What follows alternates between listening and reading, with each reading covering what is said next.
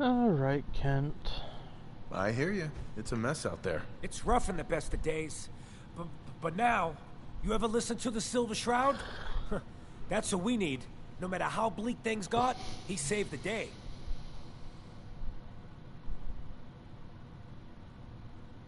My family and I used to listen to every new episode. You mean when they first aired? How? The last broadcast was hundreds of years ago. I was in cryogenic storage for a long time. I only just woke up. Oh man, that's amazing! You're just like Mr. Abominable from episode 83. Wasn't he a caveman? Yeah, that's the one. They found him in an iceberg off the harbor. Boy, if you just woke up. The world these days must take some getting used to. It seems like people are finally rebuilding and recovering from the nuclear war. Maybe in some parts, like Diamond City, but over here, we got a ways to go. I got a question for you. What if the Silver Shroud was real? With his black trench coat and gleaming silver submachine gun? I got a plan to bring him to life. So we can fight bad guys and give the rest of us a symbol of something better. Good on you for trying to make the world better.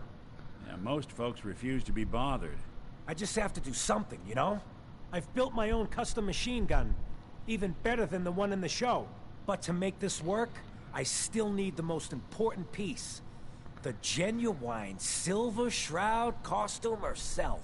And they actually got one here in Boston. They made it for the TV show. Will you help? I'll get the costume for you. You're gonna do this? For real? Before the bombs fell, they were filming the Silver Shroud pilot over at Hubris Comics. So that's where you'll find it. You're the best. I think we ought to talk. What's up, Mac? What's wrong? Wrong? Oh no, nothing's wrong. We've just been traveling a while now, and I figure there hasn't exactly been equitable distribution of information. Gotten a decent glimpse into your dirty laundry, but you still don't really know a whole heck of a lot about me. I figured I'd offer to balance the board. So, anything you want to know?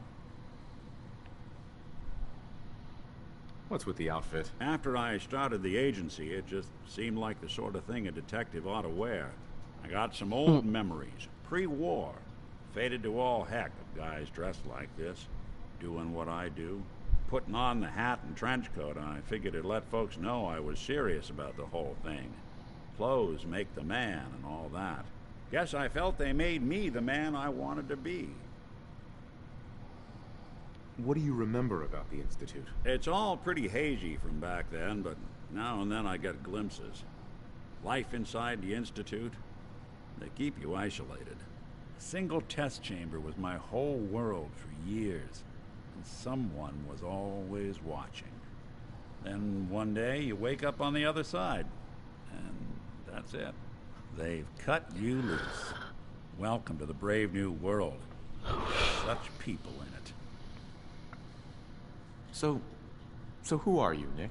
That's a question I've been trying to figure out myself for a long damn time. I know I'm a synth, authentic Institute handiwork, but I'm still mechanical, not bioengineered like the fancy synths giving everyone the willies these days. I get tune-ups now instead of checkups. My memories, my personality, they're all lifted from some cop who volunteered for an experiment back before the war. They scanned his brain and copied it onto the hardware that runs between my ears. Don't know why they chose to make a robot based on some pre-war cop instead of a math genius or a bioengineer. Hey, maybe that's why the Institute tossed me in the garbage instead of turning me into one of their people snatchers.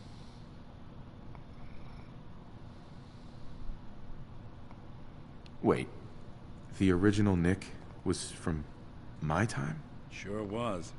Which meant when I finally ended up out here, it was quite the rude awakening. I remember waking up one day in a garbage heap, a body in tatters and a head full of memories belonging to a man who'd been dead for 200 years. Suffice to say, it was a confusing couple of weeks. Folks didn't really know much about synths back then, so when I finally ran into people, they mostly treated me with caution rather than hostility. But the kids, they weren't afraid. I think his name was Jim. The first person to actually speak to me after I got the boot from the Institute. My first human contact in this world. Grilled me for an hour. Once they'd seen I wasn't gonna hurt anyone, the other folks in the neighborhood came out to ogle the mechanical man.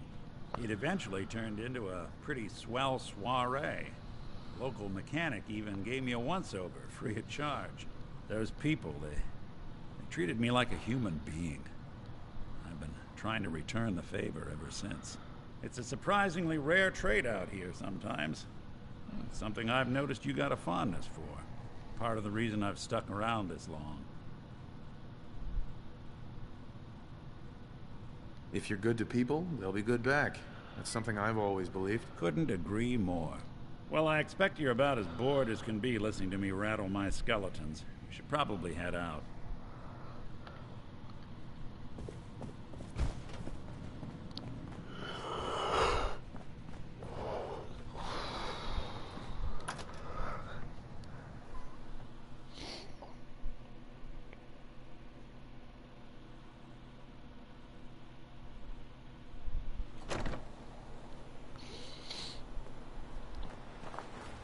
Don't ask questions in good neighbor.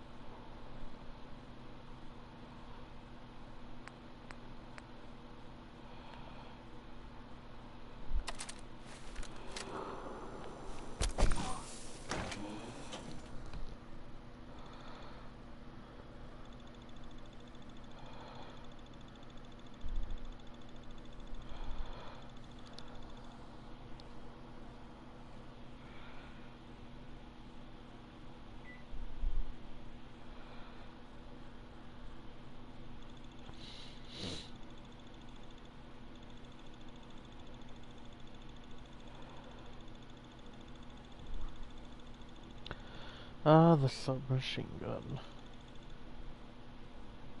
They're shit. They're literal shit. At least in my hands.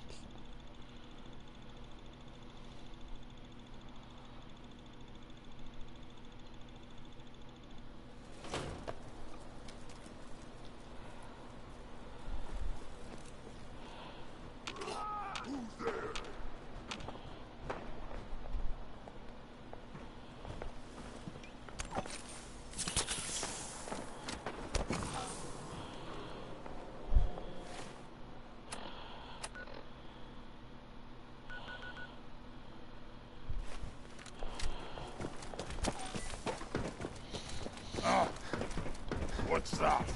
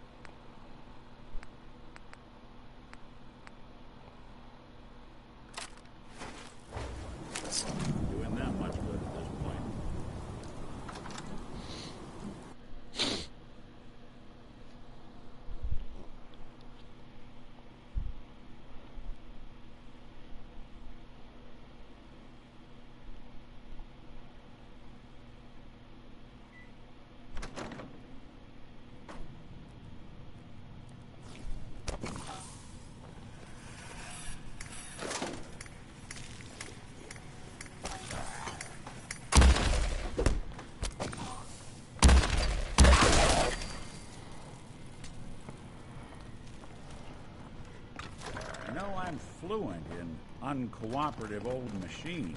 I wanted to give that terminal a look. In-house.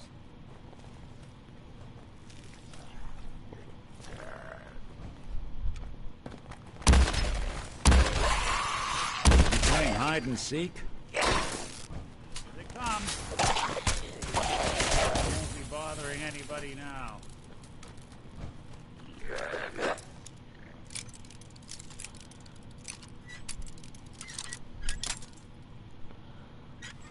I really need to get a suppressor for any of my weapons. Just something. Swing for good. Anyone you walk away from.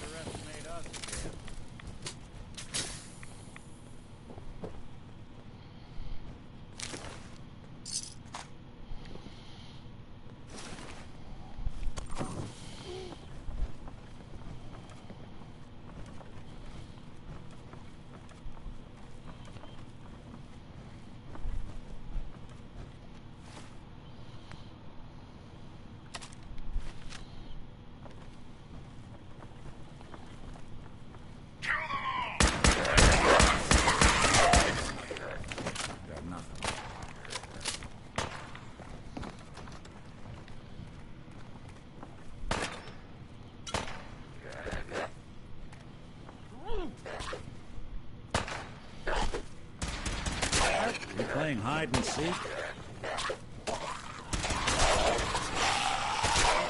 Gone for good.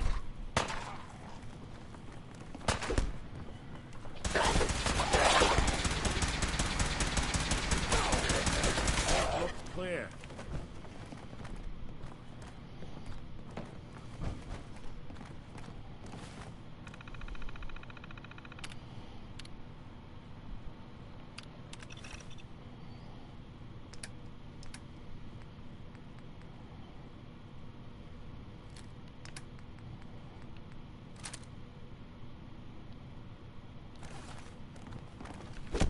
Where'd you go? That's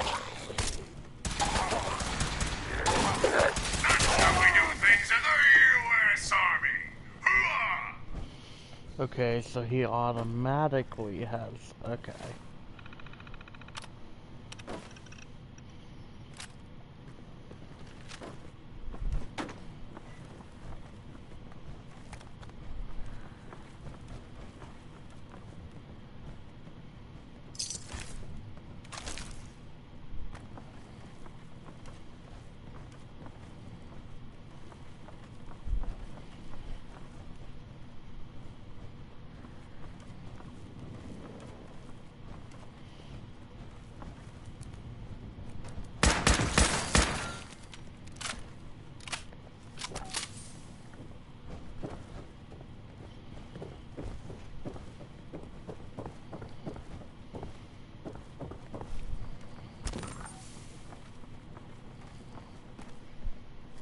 Someone's coming.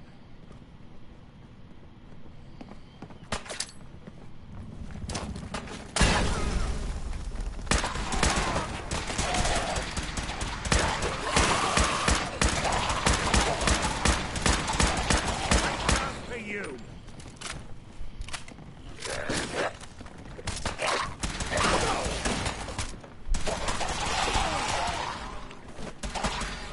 Another glorious day in the U.S.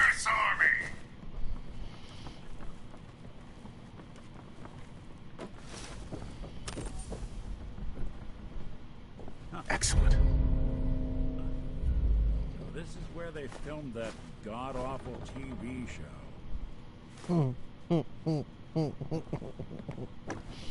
Fucking Nick. This is where they filmed that god-awful TV show. You know we're helping the dude. Why are you being a dick, huh?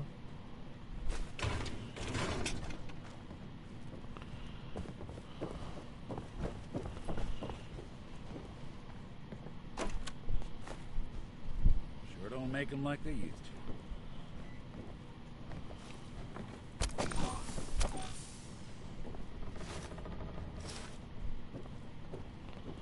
Bingo. Oh, I left the Grognak thing down there.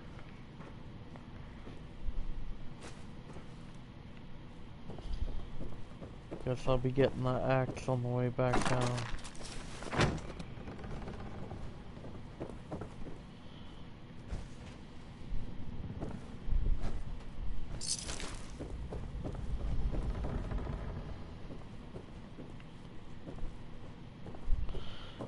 You almost got shot, my friend.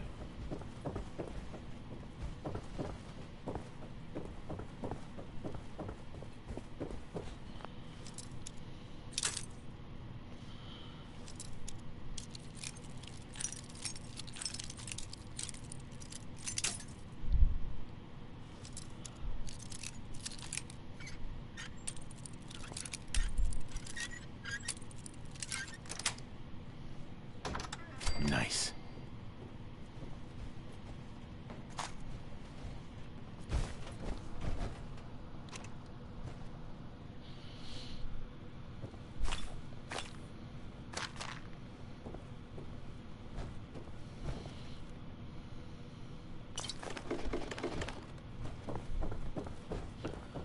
More things to sell.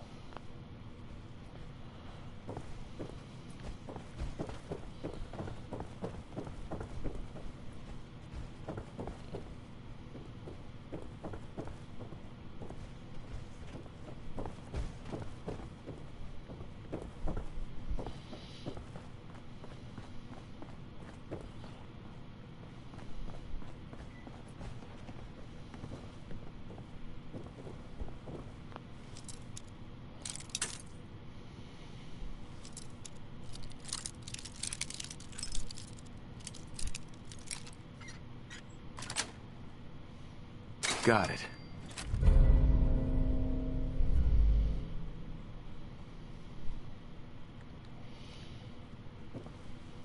You know, originally when I started out this playthrough, I wanted to make a melee character. Perfect. And now, I'm just doing whatever the hell I need to make it through.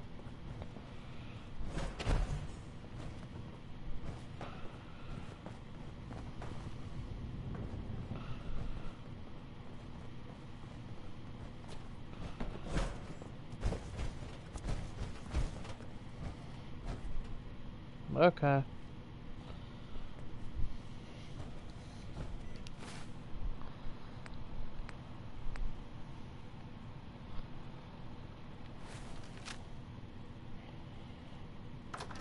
Go give this the Mr. Connolly. Get the silver machine gun. Take up the mantle of the silver shroud.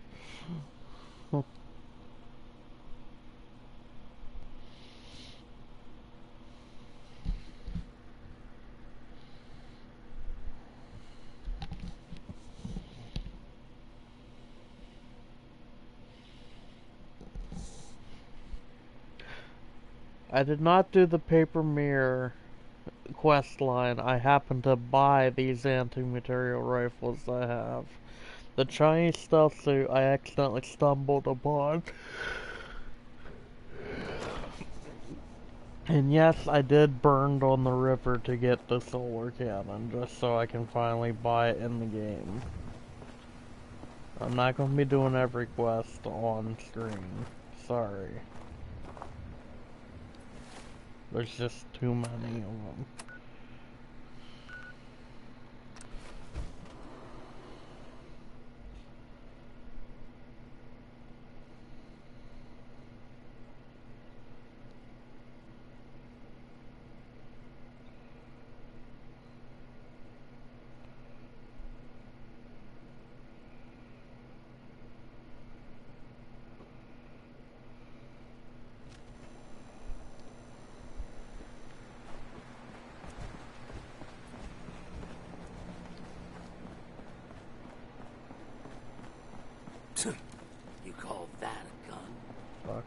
Better keep your iron strapped on. Friendly.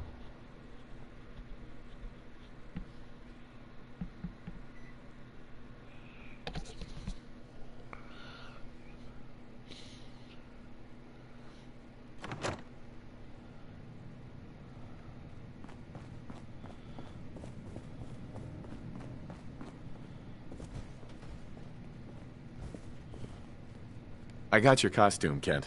And some other goodies you might like. There she is, pretty as the posters. The Silver Shroud costume herself.